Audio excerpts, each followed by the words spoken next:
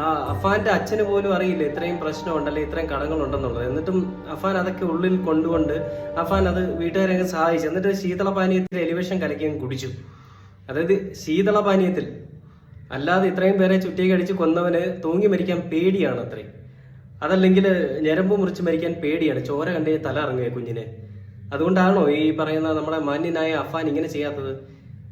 ശുദ്ധ പോക്രിത്തരവും തന്തയില്ലായ്മയാണ് ഇവൻ ചെയ്തിരിക്കുന്നത്. അതായത് ഈ നാട്ടില് ഒരു പട്ടിയും ചോദിക്കാൻ വരില്ല എന്നുള്ള ഉറച്ച ബോധ്യത്തോടു കൂടി ചെയ്ത തന്തയില്ലായ്മ, ഇവനെയും സംരക്ഷിക്കാൻ ആളുകൾ വരുമെന്നുള്ള ഉറച്ച ബോധ്യത്തോടു കൂടി ചെയ്ത തന്തയില്ലായ്മ. ഇവനെ സംരക്ഷിക്കാനായിട്ട് കോൺഗ്രസിന്റെ ഒരു വക്കീൽ വന്നു, എല്ലാവരോടും വളഞ്ഞിട്ട് ഊക്കിയപ്പോൾ അവനങ്ങ് കളഞ്ഞിട്ട് പോയി.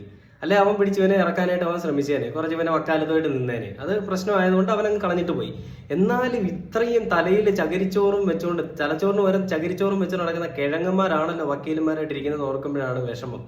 അതായത് ഇത്രയും നീച പ്രവൃത്തി ഇത് അവന്റെ ഒറ്റ